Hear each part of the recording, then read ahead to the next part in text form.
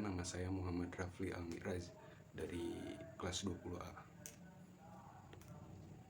Di sini saya akan menjelaskan hukum tata negara, dinamika negara hukum Indonesia antara Restatement and Rule of Law sebagai bentuk pemenuhan tugas hukum tata negara. Sumber hukum negara Indonesia. Negara hukum Indonesia bersumber pada Pancasila, Undang-Undang Dasar 1945, dan dipertegas dalam pasal 1 ayat 3 Undang-Undang Dasar 1945 bahwa negara Indonesia adalah negara hukum. Pemakaian Restatement and Rule of Law dalam konsep negara hukum ini untuk membedakan sistem hukum civil law yang disebut sistem hukum Eropa kondisional dan sistem hukum common law yang disebut Anglo-Saxon, yaitu sistem hukum yang digunakan di Inggris. Hubungan negara hukum dengan demokrasi adalah bahwa demokrasi harus berjalan dalam koridor hukum. Selanjutnya, pengertian negara hukum. Negara hukum merupakan terjemahan dari istilah Restate atau Rule of Law. Restate atau Rule of Law itu dapat dikatakan sebagai bentuk perumusan yuridis dari gagasan konstitusional. Oleh karena itu, konstitusi dan negara hukum merupakan dua lembaga yang tidak terpisahkan. Secara sederhana, yang dimaksud dengan negara hukum adalah negara yang penyelenggaraan kekuasaan pemerintahnya didasarkan atas hukum dari 3 ide dasar hukum, yaitu keadilan, kemanfaatan, dan kepastian. Oleh karenanya, jika negara ingin atau dalam melaksanakan hukum harus memperhatikan 3 hal tersebut. Dan Friedrich Julius Steich pun menjelaskan bahwa negara hukum harus memiliki ciri-ciri sebagai berikut, yaitu adanya perlindungan HAM, adanya pemisahan atau pembagian kekuasaan, adanya pemerintahan berdasarkan peraturan-peraturan, adanya peradilan administrasi yang bebas dalam perselisihan. Ya, selanjutnya ini adalah sistem hukum.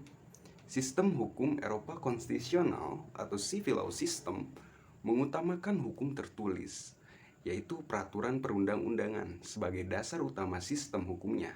Sehingga sistem hukum ini disebut juga dengan sistem hukum kodifikasi, codified law.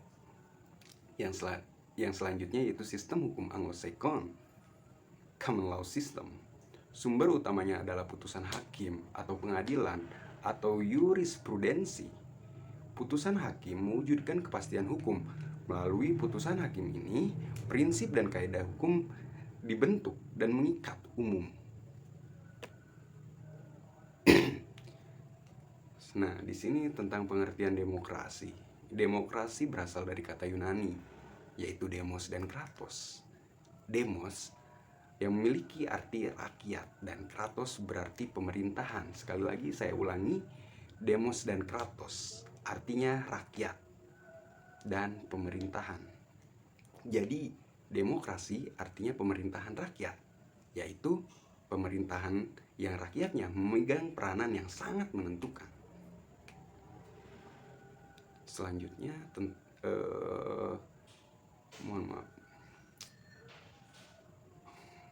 ahli politik Haris Sache mengatakan bahwa demokrasi adalah bentuk pemerintahan rakyat. Karena itu kekuasaan pemerintahan itu melekat pada diri rakyat dan merupakan hak bagi rakyat atau banyak orang untuk mengatur, mempertahankan, dan melindungi dirinya sendiri, paksaan dan pemerkosaan orang lain atau badan yang disertai untuk memerintah.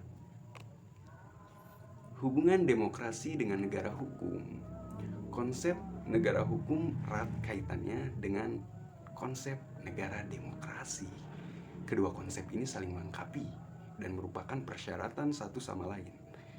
Demokrasi dan supremasi hukum harus secara bersamaan mempromosikan unsur-unsur ketertiban dan keadilan, sebab di negara maju secara sosial, keadilan tidak dapat dicapai tanpa ketertiban. Dan tanpa terwujudnya unsur-unsur keadilan dan ketertiban akan menjadi acak, menjadi tidak teratur. Maka menjadikan unsur keadilan dan unsur ketertiban menjadi aspirasi masyarakat dan menjadi tujuan utama yang harus dicapai oleh sistem demokrasi dan supremasi hukum. Ya, terima kasih.